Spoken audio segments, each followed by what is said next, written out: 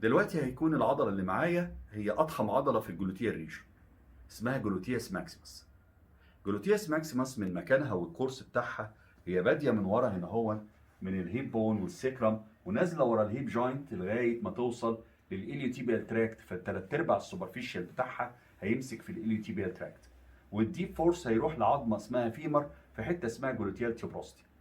يا ترى العضله اللي معديه الهيب جوينت من ورا دي لما تنقبض تعمل ايه؟ تقول لي لو انا عامل فليكشن للهيب بالمنظر ده تشد الفيمر والإليوتيبيال تراكت لورا ناحيه الاورجن فتعمل اكستنشن. ومش اي اكستنشن، لانها عضله جامده فهي بتعمل اكستنشن قوي من ماكسيمالي فليكسد ثاي. طب امتى الثاي دي تبقى ماكسيمالي فليكسد فالجلوتياس ماكسيما تشدها؟ تقول لي وانت بتجري او بتتسلق بتكون الثاي دي فليكسد جامد والجلوتياس ماكسيمس ايه تجيبها؟ رانينج او كلايمنج.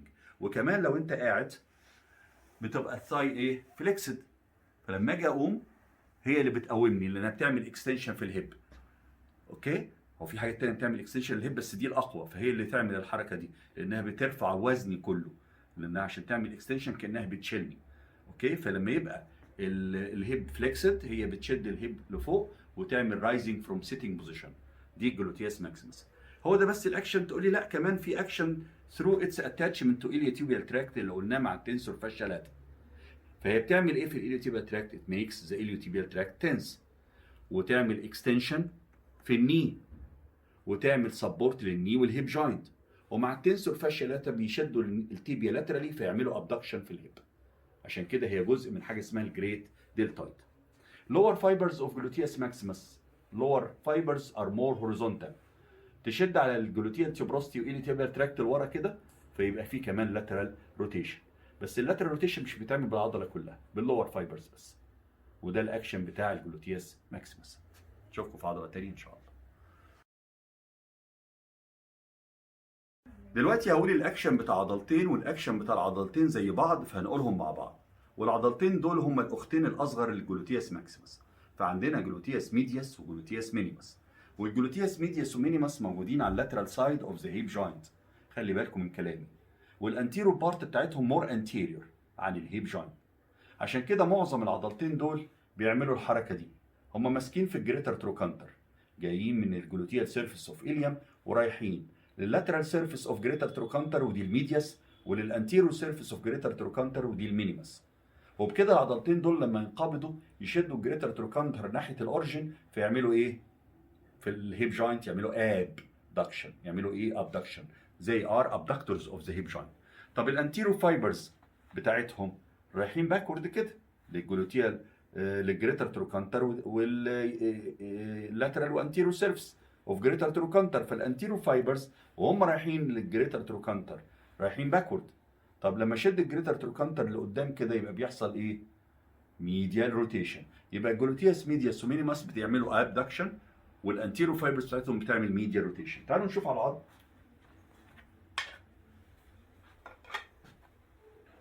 نبص هنا، الحته دي المكان ده بتاع الجلوتياس ميدياس، هتنزل كده على اللاترال سيرفيس اوف جريتر تروكانتر، والمينيماس تروح هنا على انتيرو سيرفيس اوف جريتر تروكانتر. طب لما ينقبضوا العضلتين دول هيجيب الجريتر تروكانتر ناحيه الاوريجن بتاع العضلتين، ولما يقرب الجريتر تروكانتر كده ايه اللي حصل في الفيمر؟ ابدكشن. ده اول جزء. انتيرو فايبرز بتاع الميدياس والمينيماس عايزين يروحوا كده في الجريتر تروكانتر. طيب لما شد الانتيرو فايبرز، لما تروح كده تشد الجريتر تروكانتر انتيرولي، يبقى انا بعمل ميديا روتيشن. الفرونت اوف ذا فيمر لف ميديالي، بعمل ميديا روتيشن لمين؟ بعمل ميديا روتيشن للهيب جوينت او للفيمر. وانتوا عارفين الحكايه دي، ان يا اما اقول البارت اللي بيتحرك يا اما اقول الجوينت اللي حصل عنده الحركه. فالجلوتياس ميدياس ومينيماس بياخدوا الجريتر تروكانتر ناحيتهم ناحيه الاوريجن ابدكشن، والانتيرو فايبرز بس بتاعتهم اللي جاي من هنا ومن هنا نازلين قدام الجريتر تروكانتر، فيخلوا الجريتر تروكانتر يلف ناحيتهم يعمل ميديا روتيشن. يبقى الاكشن بتاع الجلوتياس ميدياس ومينيماس ايه؟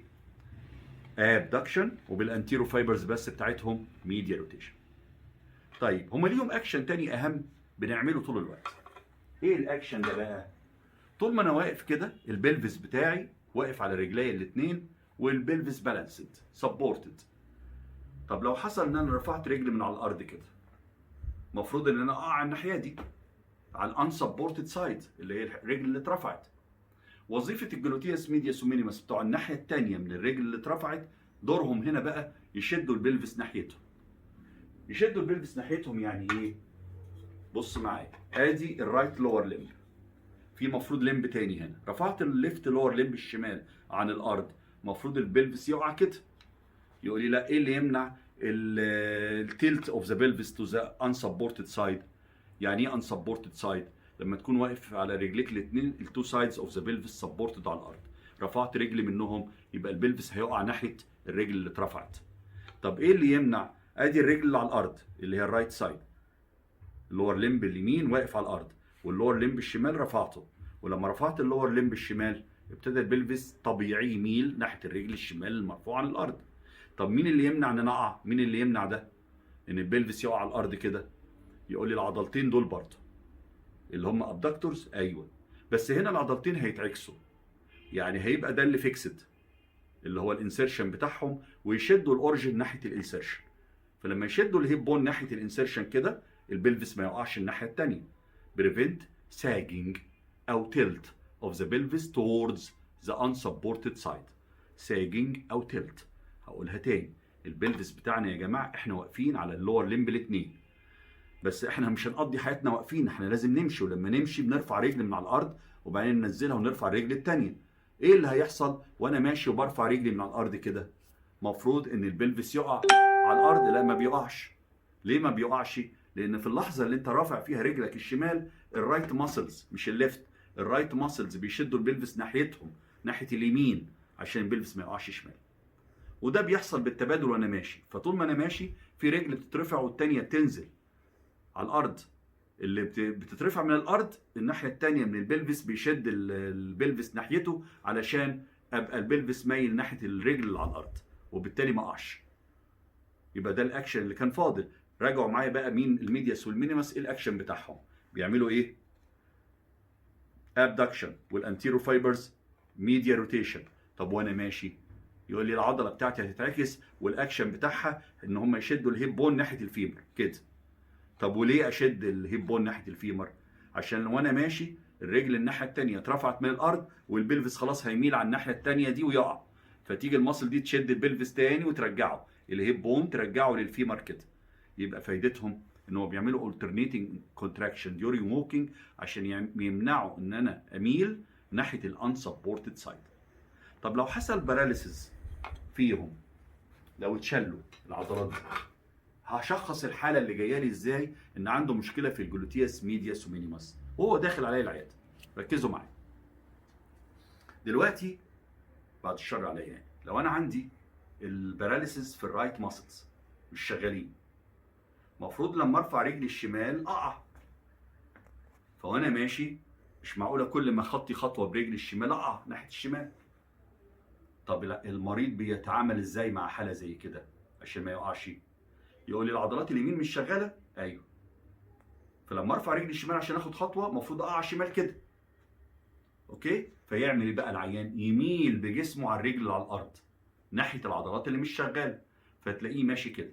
جون، انا هرجع لورا وانت ترجع لورا عشان تشوف الخطوه بتاعتي ماشيه ازاي.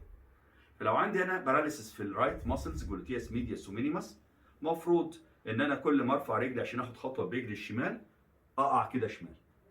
طب اعمل ايه عشان اتغلب على المشكله؟ تلاقيني كل ما ارفع الرجل الاوبوزيت للباراليسيس، الاوبوزيت للباراليسيس، لان العضلات دي شغاله لما الرجل الثانيه تترفع من الارض.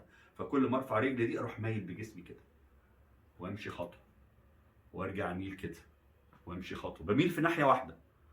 اوكي، دي بيسموها ايه؟ بيسموها جيت معينه هقولها لكم في المحاضره، اللي هي اليوني لاترال باراليسيس. طب لو باي لاترال باراليسيس، في نوع تاني من الجيت، ان عنده الباراليسيس في الناحيتين، فكل ما يرفع رجل الناحيه الثانيه المفروض هقع عليها، صح؟ شوفوا بقى بيعمل ايه عشان ما يقعش. يمشي كده، يميل على الرجل اللي على الارض دايما. طب الرجل الثانيه يميل برضه، يبقى هو بيميل على الناحيتين المره دي. المره الاولانيه يوني لاترال بيميل على الناحيه اللي فيها الباراليسيس. فالرايت سايد ماسلز باظت، وكان المفروض لما ارفع الليفت سايد كده اقع. طب عشان ما اقعش ابتديت انقل وزن جسمي على الرجل اللي على الارض اللي فيها الباراليسيس، وكل ما ننزل برجل وارجع اميل على الناحيه اللي فيها الباراليسيس. ده يوني لاترال. تلاقيه ماشي بالشكل ده. طب لو باي لاترال باراليسيس، كل ما يرفع رجل يميل بجسمه على الرجل اللي على الارض. فانا رفعت، بصوا معايا اهو، رفعت الرجل الشمال، بقى هرفع اليمين، فبميل على الرجل الثانيه الناحيتين، فتلاقيه عمال يميل على الناحيتين وهو ماشي. اوكي، هقول لكم اسامي الجيتس دي في المحاضره، بس اعرفوا ان في يونيلاترال ليها شكل وباي لاترال ليها شكل، ونشوفكم ان شاء الله في فيديو قادم باذن الله. ربنا معاكم ويوفقكم.